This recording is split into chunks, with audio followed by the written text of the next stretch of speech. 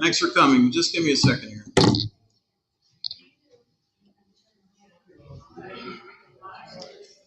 Welcome to Lunch with Books. Next week, on the 2nd of May, there will be a dog mushing team here from the Iditarod. I'm not kidding at all. Karen Land is her name, and her dogs are Noggin and Chloe, and they'll bring the sled, and they'll tell us all about that. The life of Iditarod next week.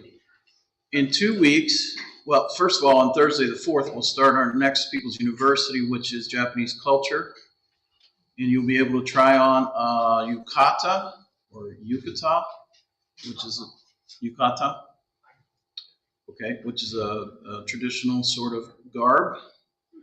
And we'll be learning all about Japan. And then on May the 9th, we'll be celebrating 50 years. You see our sign over here.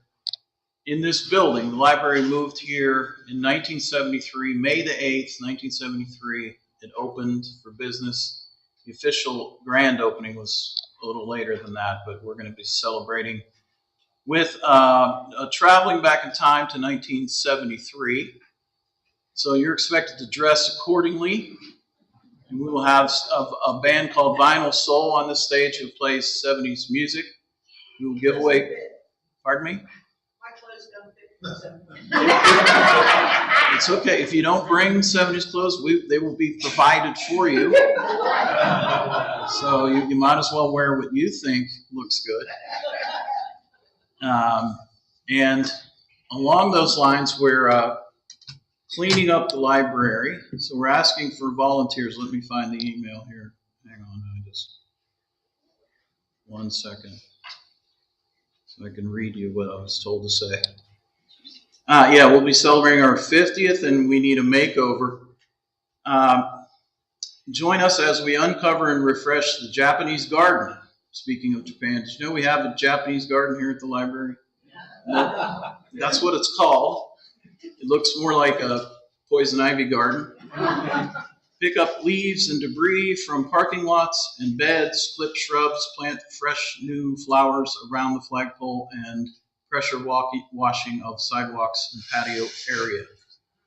If you're interested in working hard, come on 9 a.m. Saturday, May 6th. Bring your gloves and your helpful spirit, and we'll make OCPL shine.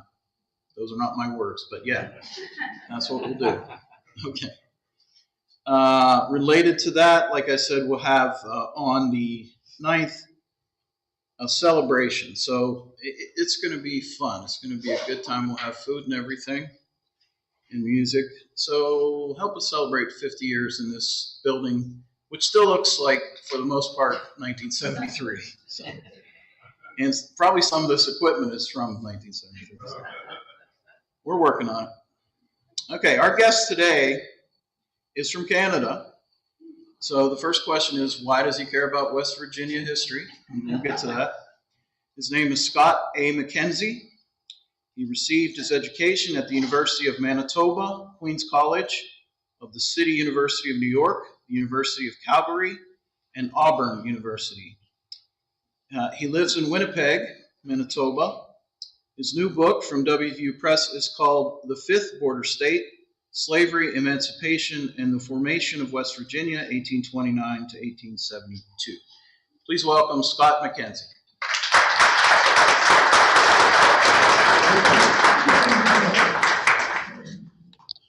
Everybody, thank you for coming out today. Wonderful turnout tonight. I was wondering, why did I get involved in this subject? The answer is really quite simple.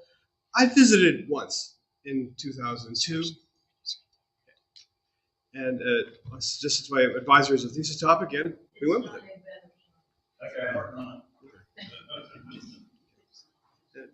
Thesis turned into Kanawha County turned into a dissertation on West Virginia as a whole. It's been a wonderful project. I don't think I could have picked a better one. Thank you for coming out tonight. I'd like to just get a shout out to my people watching us online, particularly my friend Vanessa, who's watching us from Brazil. Okay, I'll get started here. Okay, why did West Virginia separate from Virginia in the Civil War? Historians have offered only one answer to this question for the past 160 years. Numerous inherent differences between Eastern and Western Virginia, they say, led to the latter's inevitable separation in 1861 and statehood 2 years later. Can't hear me? How's that? Yes. Much better. Okay, good. Okay, being the anti-Virginia has become the cornerstone of its state identity. There was a T-shirt made at the start of the COVID pandemic which read, "West Virginia, social distancing since 1863." It's a great joke, but it's bad history. Okay, my research refutes this thesis entirely. It has nothing to do with the Civil War and its main issue of slavery. Instead, I argue that West Virginia owes its separate existence to the common experiences of the border states, a set of slaveholding states between the North and the rest of the South. Missouri, Kentucky, Maryland, and Delaware also rejected secession. Each believed that remaining in the Union better protected slavery than joining the Confederacy. President Abraham Lincoln's pledges to that effect successfully kept them on his side throughout the war. His raising the emancipation issue, however, tested their allegiances. Only two reluctantly embraced the measure, while two remained firmly opposed. Northwestern Virginia adds another piece to this puzzle. The region opposed secession for the same reason. Its experience with ending slavery likewise resembled theirs. Indeed, West Virginia differed from the others only in not being a state yet. Today, I will take you through how I reached this conclusion. First, I will show how strongly the region supported slavery as a local, state, and national institution. Second, I will compare Northwestern Virginia's response to secession to the other border states at the war's outbreak. Third, I will point out the role that the emancipation played in the emancipative process and its impact on the new state's earliest years. By the end, you will see how my new thesis about how West Virginia formed should prompt big changes in the state's history and in broader historical fields. Sitting in the middle of this chain of states here, historians have explained West Virginia's experience is different. I'm sorry, Scott. They still can't hear you. Okay. It's going to be right up close to you. Okay, good. How's that? Not better? No, it's not.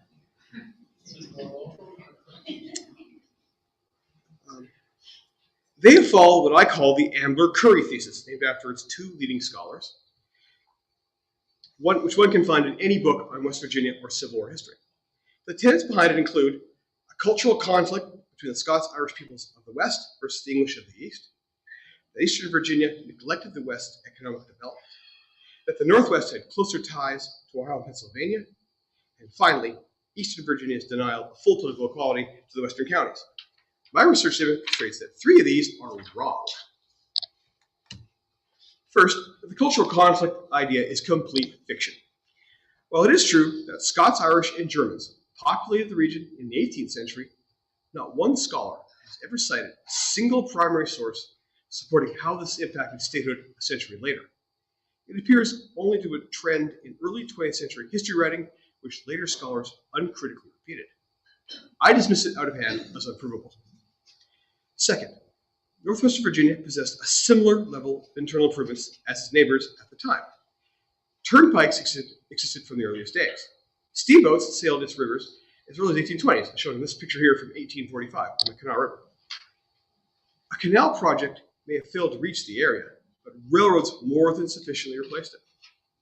Virginia promised to build railroads to the west in the 1851 Constitution, and they did. They arrived in the Northwest around the same time as in western Pennsylvania and southeastern Ohio.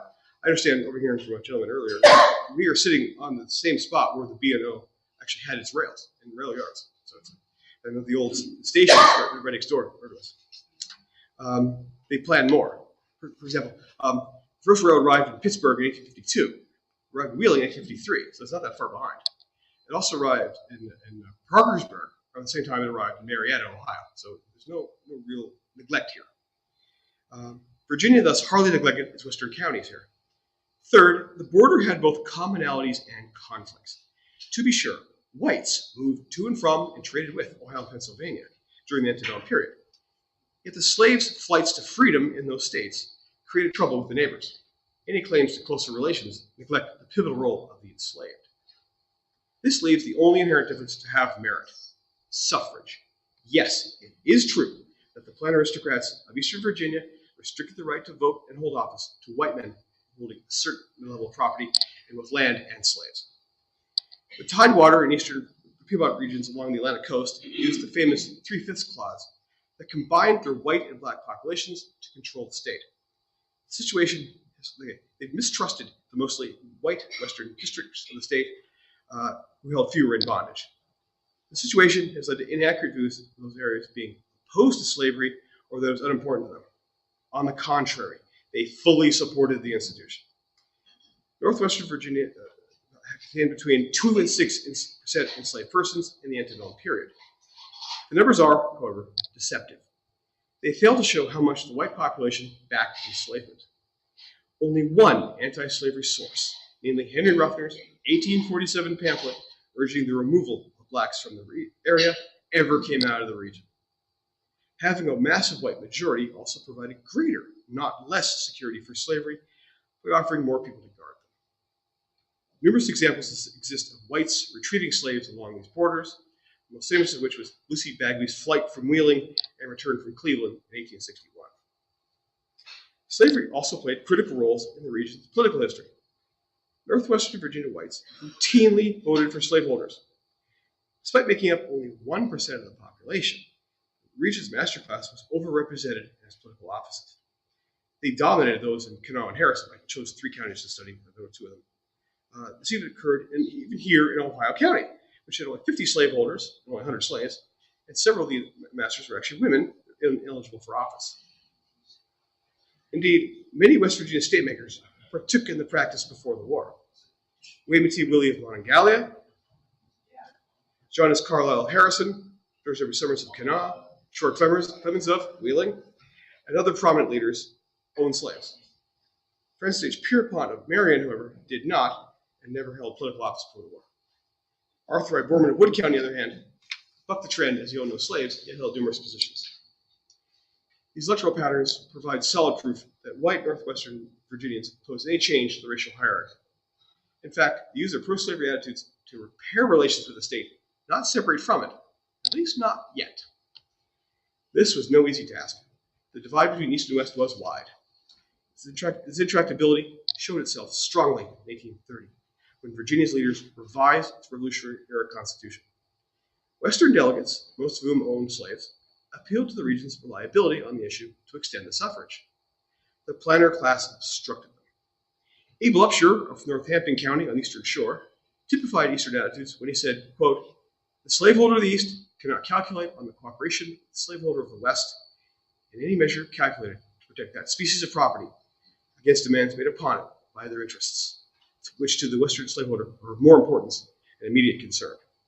Against this, Philip Doddridge of Brooke County mocked Upshur for implying that Westerners were untrue to their Virginia heritage and to slavery.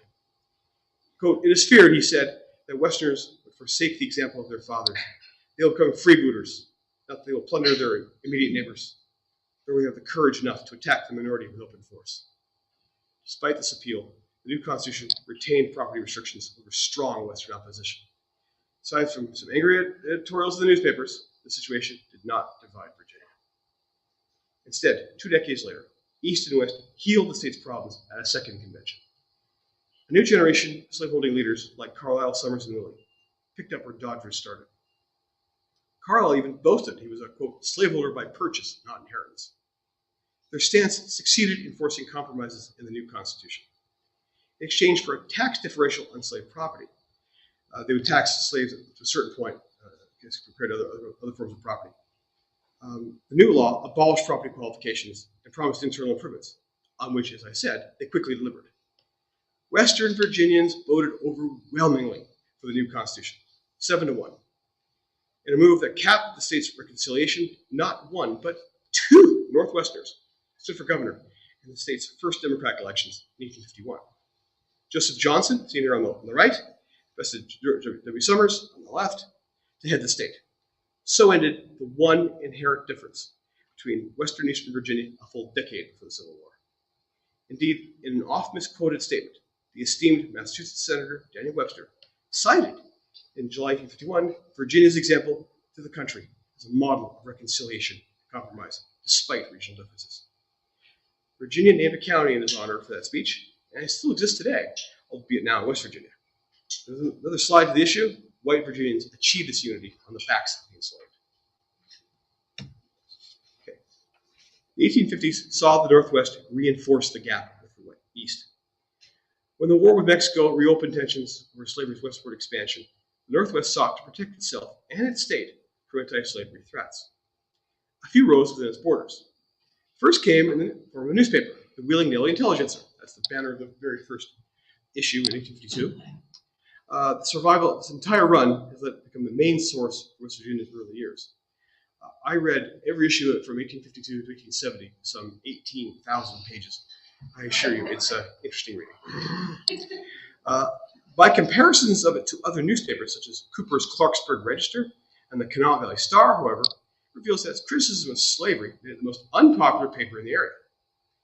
They and others likely shared the sentiment of the Fairmont True Virginian in 1857 that, quote, "we do not exchange with the Intelligencer." Second, election returns bear out how pro-slavery the region was. Despite the expanded electorate, whites continued to prefer conservative parties and candidates. The narrow election of Carlisle, on the left here, to Congress on the American or Know-Nothing Party ticket in 1855 surprised the region.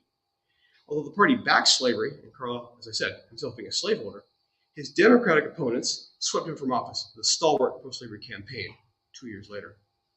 Third, the region rallied again the following year to remove Cerrado, a Kansas-style free labor colony in Wayne County, founded by the man in the center there, Massachusetts abolitionist Eli Thayer. The last thing anyone wanted was to bring anti-slavery activists fresh from bleeding Kansas to their area. The Intelligencer's support for it, calling it the friendly invasion, further angered the population. It quickly folded. Fourth, John Brown's raid on the federal arsenal at Harper's Ferry in Jefferson County confirmed the region's worst fears about Cerrado and anyone anti-slavery. Finally, although the new Republican Party won few votes in the region 1860 election, its presence concerned the populace. The conversion of the Intelligencer to that party once more dented its reputation. Therefore, I must refute one of the most closely held ideas about West Virginia's formation. There were no long-standing tensions dividing the state before the Civil War. There was only one, suffrage, and they resolved it a full decade beforehand. Indeed, its political behavior in the 1850s indicates that whites wanted to protect Virginia, not separate from it. Only the crazy would have predicted that is precisely what happened in the coming year. In 1861, everything changed. The election of Abraham Lincoln as the first Republican president convinced the slaveholding states of a potential threat to slavery. While his party's platform restricted the pledge to restrict its westward progression, but protect slavery where it existed, the lower South states declared their independence from the Union in combination of the Confederate States of America. The remaining 8 slaveholding states referred to wait developments. Virginia gathered another convention to discuss its course of action. Most delegates from across the state, and not just those from the Northwest, opposed immediate action. A shared support for slavery held this coalition together. Willie stated on March 4th that, quote, "a dissolution of the Union will be the commencement of the abolition of slavery, first in Virginia, then in the border states, and ultimately throughout the Union." Carlisle went even further when he said on March 7th that the Northwesterners constitute a more loyal people to the soil of their birth is nowhere to be found. A people devoted to the institution of slavery, not because of their peculiar interest in it, because of the institution of the state. There are many more examples, but the region's pro-slavery stance held the Unionists together. On April 4th, they firmly defeated a secessionist motion. Indeed, their unity proved so strong that the Northwest delegates asked the convention to resolve the slave tax issue from the 1851 Constitution. The meeting agreed to hear it, but it succumbed to horrible timing. The date was April 11th, 1861. The next morning, the war began when South Carolina bombarded Fort Sumter in Charleston Harbor. Lincoln responded by calling on the loyal states for troops to put down the uprising. The Virginia Unionist coalition collapsed when most switched to support secession, subject to a referendum weeks later. Most Northwestern delegates opposed it and returned home to carry on the fight. As a side note, the convention later voted to end the tax differential to win back the Northwest, but by then, treason outweighed revenue. The secession wave engulfed the upper South states, but foundered along the border states. Arkansas, Tennessee, and North Carolina soon followed Virginia's lead in siding with the Confederacy. On the other hand, Missouri, Kentucky, Maryland, and Delaware resisted the move. Both sides sought to control this pivotal region. Historian James McPherson detailed the stakes. The area held 45% of Southern whites, 80% of manufacturing capacity, and 40% of its horses and mules. Also controlled river access to the upper and lower south, as well as the South's two largest cities, St. Louis and Baltimore. If they fell into the Confederacy's hands, the western states and Washington itself could be placed at risk. For Lincoln, securing the border states required reassuring the populations they would not act rashly. But it was not easy. Open violence in Maryland and Missouri, such as the Broad Street riots in Baltimore in April and the Camp Jackson affair in St. Louis in May, compelled him to directly intervene in each state. Furthermore, Kentucky declared its neutrality in the conflict, in mid-May, and pledged to side against whichever violated its wishes. The Confederacy's invasion in September turned that important state against it. Such was the turmoil in the border states that three of the above had troubles with competing governments. Maryland's governor wavered towards secession for a time until the state assembly pressured him to declare for the Union. Kentucky and Missouri, on the other hand, had both pro-Confederate and pro-Union governments. Only Delaware escaped its chaos when its assembly voted to reject secession in January. Lincoln's pledges to protect slavery and the right to determine their own fates, albeit necessarily aided by federal arms, kept the vital border states and their human, economic, and geographic resources under his control. His posture proved to be a war-winning move. Northwest Virginia fits neatly into this pattern. After their delegates left Richmond, they returned home to a tense region. Secessionists and Unionists abounded. Rich companies like the Canal Riflemen of Charleston and the Shriver Grays of Wheeling formed. Some, like George W. Summers and Short Clemens, preferred non-involvement. Wheeling's mayor, seen here, appealed for calm on April 19th. Still more rallied to defeat the secession referendum set for May 23rd. A rally in Clarksburg, another on Fairmont on May 6th, also seen here, saw Carlisle draw hundreds, while scarcely dozens turned out for the now secessionist former Governor Johnson. Despite the tension, Unionists held their own convention in Wheeling between May 13th and 15th. At this meeting, Carlisle raised a hitherto little discussed idea: form a new state from the region. At this meeting, since the delegates sought a calm and measured response to secession, they initially recoiled at this radical idea. Willie went so far as to call it triple treason against Virginia, the Confederacy, and the United States. The convention compromised and offered a watered-down clause as part of its official message. Now, saying these appeals, the referendum passed with the Northwest opposition. Yet the region's fate changed quickly. Federal intervention arrived 3 days after the election. Soldiers led by a young general named George B. McClellan, seen here, waited in Ohio pending its outcome. Perhaps learning from the experiences in Maryland and Missouri, he came with a proclamation pledging to drive out the traitors and promising to protect slavery. He even negotiated with the leaders of the Kanawha Valley, the timing of entry into that area, occupying Charleston in late June. These careful measures reassured many white Unionists that the Republican-headed federal government would obey its promises and respect their rights. The enslaved, however, used the chaos to begin leaving the area. The Confederacy, to which Virginia aligned itself even before the referendum, tried numerous times that autumn to reclaim the area. Command issues, terrain, and effective Union resistance stymied their efforts at Rich Mountain, Carnifex Ferry, and Cheat Mountain. Although harassed by guerrillas, the United States Army held a strong position in Northwest Virginia by year's end. Contrast, if you will, this stability with the actions of Benjamin Butler in eastern Virginia around this time. His decision to take escaping slaves from the disloyal masters sparked drives towards emancipation across the country. If Butler had been in command in the Northwest, he could have turned that important area against the federal government.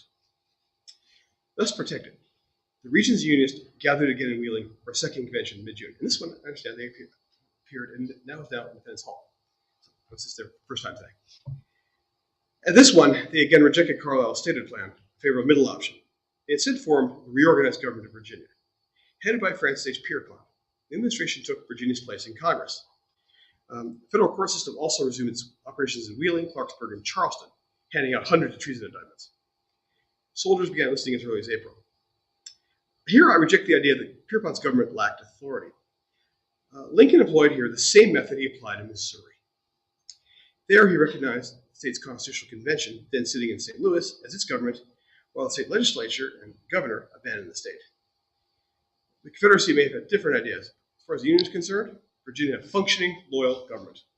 Lincoln himself said to a special address to Congress in July, those citizens, as well as citizens, this government is bound to recognize and protect as being Virginia. The turning point towards statehood came in August. When the Wheeling Convention resumed, the idea reemerged. Many delegates feared that siding with Lincoln and the Republicans opened the dreaded emancipation issue. Carlisle acted quickly to dispel the idea. He reassured the meeting that his idea would create a new, loyal slave state. The delegates responded by chanting, "Cut the knot now, cut it now, apply the knife." They put the measure to a vote and won a commanding 50-28 decision. Union soldiers near Wheeling named their base in Carlisle's honor, their stance on Wheeling Island. From there, the convention submitted the decision separation to the voters. Despite attacks on polling stations, the Union voters overwhelmingly selected statehood in October. This began what I call the conservative phase of the statehood movement. Between November 1861 and February 1862, Wheeling hosted yet another convention to draft a new constitution for the state. The minutes from this meeting have survived, but previous histories tend to read them thematically to analyze the preceding issue by issue. I instead read them chronologically to identify when slavery issue appeared in their debates. The results surprised me. The delegates diligently prevented anyone from even mentioning the word. They knew too well how disruptive it could be. 3 days into the convention, Robert Hagar first did so. He cited his experience with secessionists in Boone County and proposed that gradually ending slavery would save the country. James H. Brown of Kanawha, the man seen on the left here, called his action impolitic and unwise and led the meeting to shut him up. Hagar never raised the issue again. The convention then considered the standard features of a constitution, such as the formats of the state legislature, the governorship, the court system, finances, and even the name of the state. Only one drastic change, replacing the county court system with a new township structure, ever appeared in the debates. Events moved smoothly until Ohio County delegate Gordon Patel raised the slavery issue in mid-December. Like Hagar, he introduced a gradual emancipation plan. Just as swiftly, the convention closed debate and tried to move on. He raised the issue again in mid-February. This time, they held a vote to end discussion once and for all. The result shocked everyone. 24-23 to reject it. One could have heard a pin drop over there in Independence Hall. The source of the support is unclear. Delegates from the same county split their votes. As many slaveholders voted for it as against it. We never know with certainty. The convention then agreed upon a compromise clause excluding blacks, free or enslaved, from entering the new state. It passed 48-1. Lone holdout was not Hagar or Patel, but William Brumfield of Wayne County, likely the most conservative delegate. Perhaps even this measure was too much for him. The convention then unanimously sent the new constitution to the voters for April 3rd. Bumps aside, the convention achieved Carlisle's goal of forming a new slave state, untainted by treason. We today be calling him the father of West Virginia, instead of Pierpont, if events had not changed 8 weeks later. The radical phase of the state movement began weeks later. While the region awaited the referendum, President Lincoln released his plan for voluntary and compensated emancipation for the border states. Since the start of the war, Republicans and Northern pressure compelled Lincoln to find a way to bypass his pledge to protect slavery where it existed. In December 1861, he met secretly with George Fisher, Delaware's sole congressman, about how his state, which had the smallest enslaved population, would respond to the idea. Its state senate voted 5-4 in support, but the governor and assembly rejected it. In March, Lincoln went public with a program to pay masters for their slaves and colonize them elsewhere. Famously, the border states rejected the idea. Less well known, however, are the dissenters. Of the 40 congressmen from that group, a few backed Lincoln's plan. Their identities are telling. One each came from Kentucky, Delaware, Missouri, Tennessee, and 3 of the 4 from Virginia, including a senator, Willie. Given the Northwest's previous pro-slavery attitudes, something had changed. I argue that its Unionists had split into 2 competing factions. Radicals supported Lincoln's war policies in response to seeing conservatives fail to take adequate measures to fight the rebels. Although hardly abolitionists, the region's delegates to Congress reflected this trend, which began within its boundaries, not from pre-existing antipathy to slavery or partisan allegiances. The results profoundly affected the course of West Virginia statehood. The region immediately experienced the effects of this new policy. As I said, it arrived in the middle of the referendum of the new Constitution. Some radical Unionists decided to hold a separate concurrent ballot on gradual emancipation. Although unofficial, the measure drew much support from across the region. Horrified conservatives tried to stop it. One example, Andrew Parks of Kanawha, the area's Commonwealth attorney, James H. Brown, also from Kanawha, and John Hall of Wood County, president of the Constitutional Convention, went to Wayne County to encourage opposition. They failed. Both measures passed widely, even though the emancipation measure occurred in fewer counties. The mere fact that the official ballot occurred was surprising enough under given wartime conditions. Yet the happenstance of the second on a vastly more controversial issue is more remarkable, since it showed how wide the divide between radical and conservative Unionists had become. The best evidence for how the split developed comes from Kanawha County. I found these lovely letters in Pierpont's papers in the Library of Virginia in Richmond while researching my master's thesis. Upon taking office in June 1861, he purged disloyal office holders from positions like sheriff and county court clerk. In Kanawha, members of the Slack family took over these places. Meanwhile, the federal government appointed Benjamin Smith to be the United States Attorney for the District Court. The two groups cooperated uneasily. The courts charged many secessionists with treason. It allowed them to go free on bail where they could, if undetected, influence their Unionist family and friends. I understand that this building is located next to where the Athenaeum used to be. That was the main prison for a lot of these traders. Also, it's located next door to Independence Hall, so you have one group of traders attacking another group of traders right across the street. It's small world, I'd say. In late 1861, things changed when the Kanawha River flooded. Smith asked William J. Rand, his brother-in-law, to hire someone to repair the damage to this county's vital salt business. Rand gave the job to Elisha Williams, a known secessionist. The Slacks complained to Pierpont about the situation. While open to the charge of nepotism, Smith defended his actions on the absence of alternatives. The Slacks retaliated by organizing Union Club of Charleston and the petition drive to further agitate against disloyal people participating in the loyal government. The Confederate occupation of the Kanawha Valley in September or October of 1862 worsened the situation. The Slacks reported to Pierpont that conservatives openly welcomed the rebel soldiers, many of whom were family and friends. In one case, Smith supported the return of his son, Isaac Noyes Smith, and friend John P. Hale to the county without taking the oath of allegiance once the Confederates had left. Smith and Hale resumed their business activities against the Slacks' wishes. Events like this likely occurred to other counties, though they remain less well documented. The friction caused by conservatives placing ties to the secessionist kin caused the split among the Unionists. Radicals turned to emancipation as the best way to fight the rebellion. This, of course, meant little to the enslaved. This conversion spilled over into Congress.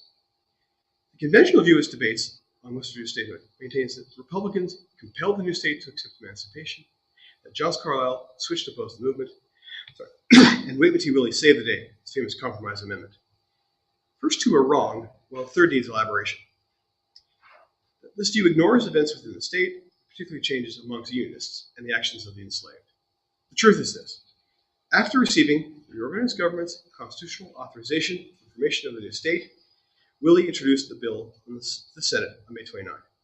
In it, he claimed that West Virginia never supported slavery, despite its personal ownership and previous statements to the contrary. It had, he quote, said, never flourished there, it never can. The inexorable laws of climate forbid it, he said. He then stated that self-emancipation had reduced the enslaved population by a quarter since the start of the war. There was thus no need for a gradual emancipation clause, since the federal government and the enslaved were already moving in that direction. Radicals reinforced Willie's words with a special appeal.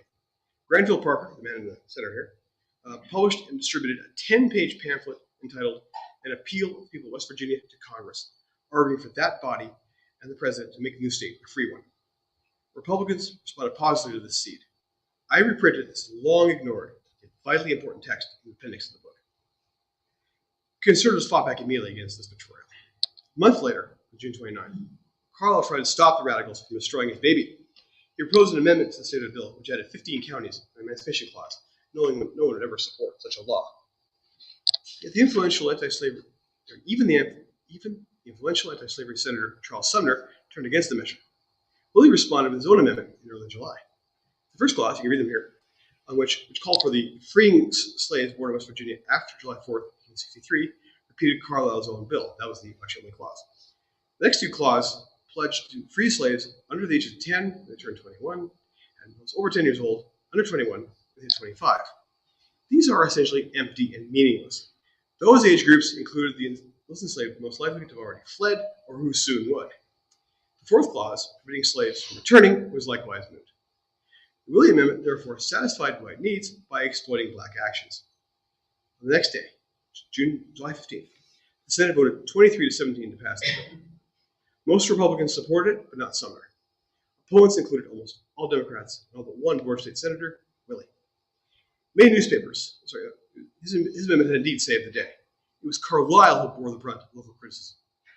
Many newspapers, even conservative ones, assailed him for failing to support statehood. He defended himself in late July in Indianapolis, condemning Congress for, quote, allowing the controlling working majority carrying out the policy of such men as abolitionist Wendell Phillips. Union soldiers responded by renaming their wheeling base to their new hero, Willie. Therefore, I counter every previous history on the subject when I conclude that Carlisle did not abandon the statehood movement. It abandoned him. West Virginia worked its way into Lincoln's heart. He reciprocated its support for his policies. He exempted the region from the Emancipation Proclamation. In it, he excluded, quote, the 48 counties designated as West Virginia, and particularly a 49th in Berkeley County. Jefferson County was included, along with most of the rest of Virginia. Even better news came from the Union War Governors Conference in Altoona, Pennsylvania, in late September. The gathering gave this move a mixed reception, with even non-slaveholding states opposing it. Yet, Governor Pierpont, alone among the border slaveholding states, backed the measure. These acts solidified in Lincoln's mind and an ally whom we must support. He leaned on his Republicans to back the statehood bill when it came before the House of Representatives in December. They spent a mere day and a half debating the matter for voting on it 95-56. Measures that went to the White House for Lincoln's signature. In an unusual move, he asked his cabinet for two legal questions: whether the issue was constitutional and whether it was expedient. Each of the 6 ministers was an experienced lawyer, so the briefs make for interesting reading. Secretary of War Edward Stanton's was a mere page and a half in support, while Attorney General Edward Bates produced an impenetrable, thickly argued, 13 handwritten-page essay in opposition. 3 voted yes to both questions, and 3 voted no. Previous accounts have argued that Lincoln felt deep ambivalence over this deadlock. Surely Pierpont thought so when he telegrammed the president as he waited for the word. I don't agree. His own brief indicates he felt completely confident in his decision. On the first question, is it constitutional? Lincoln answered that the reorganized government most certainly possessed the authority to grant permission to transform part of its territory into the new state. Border state conservatives such as Bates presume that the federal government considered secessionists to be errant citizens whose rights must still be protected. Lincoln's response, however, shows that he now differentiated between the loyal and the disloyal. Counting the constitutional rights of rebellious citizens made no sense to him. He wrote, "Can this government stand if it indulges constitutional construction by which men in open rebellion against it are to be counted, man for man, equals of those who maintain their loyalty to it? Are they to be counted even better citizens and more worthy of consideration than those who merely neglect to vote? If so, their treason against the Constitution enhances their constitutional value." Without braving these absurd conclusions, we cannot deny that the body which consents to the admission of West Virginia is the legislature of Virginia. Braving these absurd conclusions is my new favorite Lincoln quote. On the second question, is it expedient? Lincoln came right to the point. While he admitted that the question is, quote, more for Congress than for the executive, he asserted his responsibility to answer. Still, I do not evade it. No one has asked what he meant by expedient. One can easily infer backing his war policies. I think he meant something specific. His border state emancipation plan, of which West Virginia was his only supporter. He wrote, and you can read here for yourself, "We can scarcely dispense with the aid of West Virginia in this struggle. Much less can we afford to have her against us, in Congress and in the field. Her brave and good men regard her admission into the Union as a matter of life and death. They've been very true to the Union under very severe trials. We have so acted as to justify their hopes, and we cannot fully retain their confidence and cooperation. We seem to break faith with them. In fact, they could do not so much for us if they would." Again, the admission of a new state turns that much slave soul to free, and thus is a certain and irrevocable encroachment upon the cause of the rebellion. Lincoln may have dreaded the precedent set by this act, but he still pursued it. He concluded that the measure was expedient because, quote, "there is still difference enough between secession against the Constitution and secession in favor of the Constitution." There are 2 key phrases here. The first is, he wrote, "in Congress and in the field," meaning that he knew Virginia's voting record favoring its emancipation plan in the previous year. The second is, turns that much slave soil to free, which provides, I think, perfect proof that he linked statehood with his support for his emancipation policy. When he signed his name on December 31st in front of Pierpont, Willie, and other delegates, It was his reward for their support for his policies. I reject the notion that he felt any concern over the matter, nor did his political instincts unduly influence his constitutional and legal arguments. These are not the words of an anxious man, and the recent defeat at Fredericksburg, the looming enactment of the Emancipation Proclamation, would haunt anyone. If anything, granting West Virginia's Western statehood was one of the few rays of hope for that otherwise horrible year. The radicals used their strong position to overcome conservative opposition to enact the William Amendment. Despite the Jones and Bennett raids' interference, the Union voters approved it. Here I refute another long-held belief about the subject. Congress did not force emancipation on West Virginia. The radicals that in charge of the statehood movement requested it.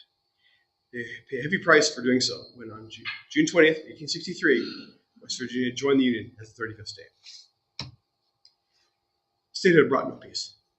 The radical administration of Governor Arthur I. Borman faced numerous threats from the outset. In his inaugural address, he rallied loyal Unionists by blaming Eastern Virginia's unfairness of inequality of legislation, taxation, the construction of roads and canals in the East for causing the West to separate. He then asked them to support his and the federal government's measures needed to fight the rebels, including the emancipation, of which West Virginia was a strong supporter. In April 1864, both of the senators, Willie and Peter G. Van Winkle of Wood County, supported the 30th Amendment. The state voted for Lincoln in that year's election, although strong conservative opposition appeared in places like Wheeling. The difference between Lincoln and McClellan in that election was 100 votes. So, about half the districts in the city actually voted for each. They're split evenly. In January 1865, the state's congressional representatives backed that amendment in the House. At the same time, the state assembly both ratified the amendment and abolished slavery within its borders. John H. Atkinson of Hancock County said, "Slavery is dead at last." David Peck, right here in Ohio County, responded with a quote from the Book of Revelations. "Yes, and the smoke of its torment ascendeth up and forever and ever." These responses placed West Virginia well among the other border states. Maryland and Missouri also turned radical, abolishing slavery within their borders and supporting a 30th Amendment. Kentucky and Delaware, on the other hand, remained under conservative rule and refused ratification until the next century. In 1861, Northwestern Virginia resisted secession as a threat to slavery. 4 awful, tortured years later, West Virginia happily signed it away. The end of the war made a bad situation worse. Returning rebels, many of whom received federal pardons, expected to resume their political rights. One, Jonathan Rundle, the former editor of the Kanawha Valley Star, threatened violence to get them. Quote, "If you treat us right and not insult us, we will keep quiet. But if you don't, then these hills will be filled with sharpshooters," he wrote upon returning to Federal service. Borman therefore rightly feared that they, when combined with conservative Unionists, would defeat his administration and potentially undermine the existence of the state itself. Rumblings in Virginia, now run by Francis Pierpont, confirm that view. Radical's newspaper, the Intelligencer, soon had a powerful rival, the Wheeling Daily Register. Its editor turned his time in a Union prison, likely the Athenaeum, into fiery invective against King Arthur and the Radicals. I kid you not, I saw this in the newspaper. The Intelligencer and the Register actually had neighbors on the same street here in Wheeling. I understand that's still the case today. It's right across the street here. So, as in Maryland and Missouri, West Virginia imposed strict prescriptions to forbid former rebels from voting, holding office, suing state courts, teaching, or preaching. Conservatives fought back at the polls. In 1866, they ran as the White Man's Party, with Benjamin Smith as its candidate for governor, leaving no doubt as to whose votes they wanted. Borman, however, won re-election through the prescriptions, but also by avoiding the race issue. The latter method consisted of offloading responsibility for blacks onto the Federal Freedmen's Bureau. This led to one of the radicals' lasting legacies, the formation of the then whites-only West Virginia University in Morgantown. Black students instead had to go to now defunct Storer College in Harper's Ferry. After the Bureau folded, the state provided little for black pupils in the much promoted public school system, or in general. The radicals' grip on power proved to be so strong that it survived ratifying the 14th Amendment in 1866. The mere hint of granting blacks citizenship and equal protection under the law buckled Maryland's radicals, leading to its new conservative constitution the following year. Missouri held firm for now. When former Confederate Charles J. Faulkner of Berkeley County used a technicality to resume his legal career, the state legislature passed a constitutional amendment to protect the prescriptions. Afterwards, the township system became the main instrument for keeping former rebels from voting. Any loyal citizen could accuse another, without corroboration, any person of supporting the Confederacy to deny them suffrage.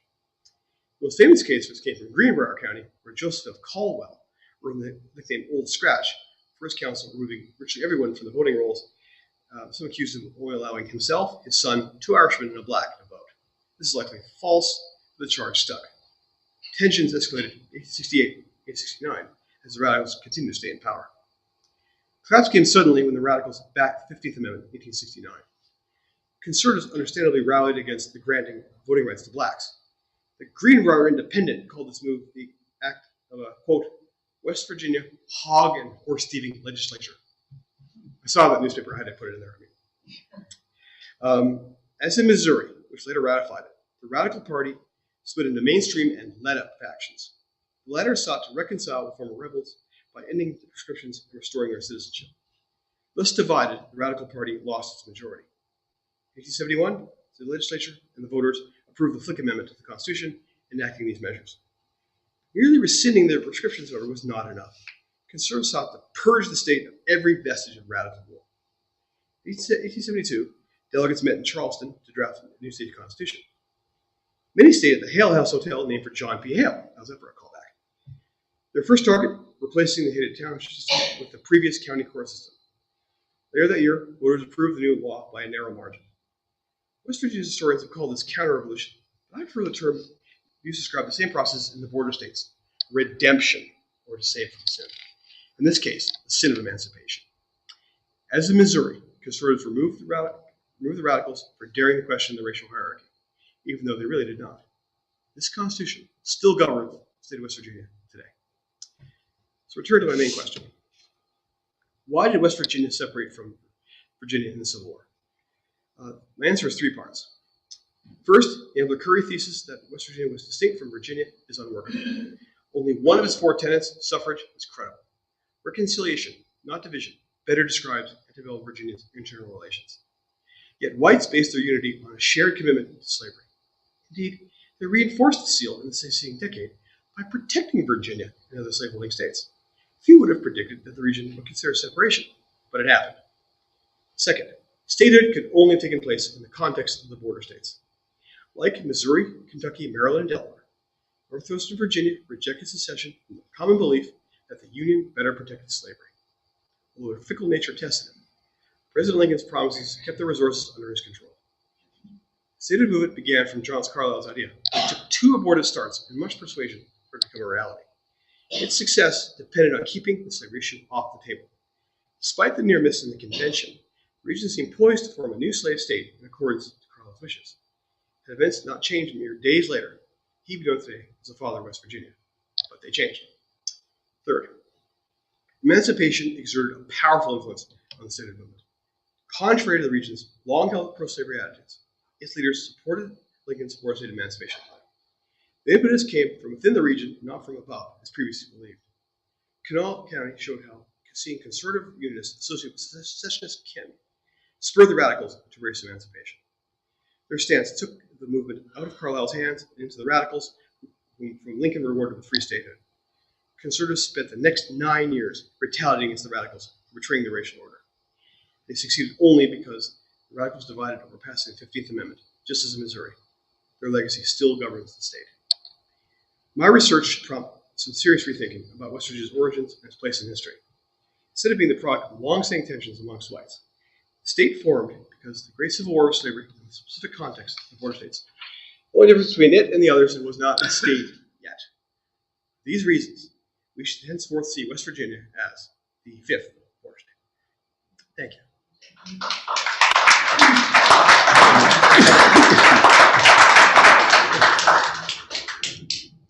Workshop. Tell us about your book. Unfortunately, I didn't bring any copies except my own personal one. It's in print. It's in print. Came out in January. You'll find it available at your local bookstore. Online.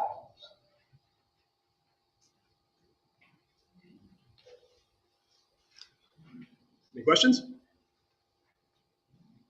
Sir. To what extent is the argument that the western part of Virginia was unfavorable for raising crops that needed slave workers? Does that have any justification? Not really. I think the mere fact they had slaves was enough to find out, unite Western with Eastern Virginia. In fact, anything when the war came, they better protect them under the Union rather than the Confederacy. That's why I don't buy that argument at all. Also, they weren't scared by potential John Browns coming down and freeing their slaves, unlike the East. Just a question. Don't they give it? Northwestern makes more sense than just West Virginia. When did they drop the Northwestern? That was a common term used before the war. Pardon? That was a common term used for the region before 1863. But when they did form the state, it included parts of the Shenandoah Valley and some parts of southwestern Virginia.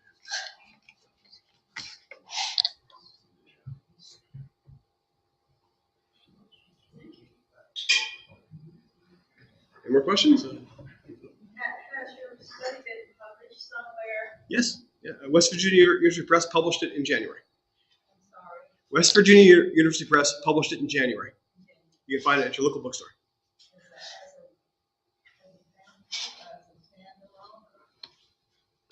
Here's my copy right here. Full book.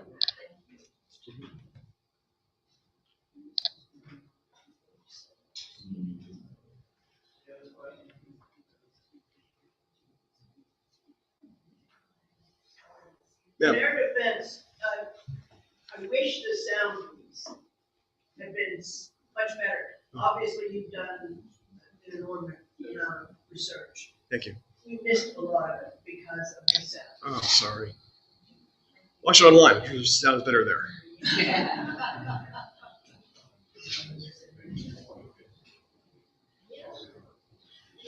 guess we need to take up a collection and have state-of-the-art microphone.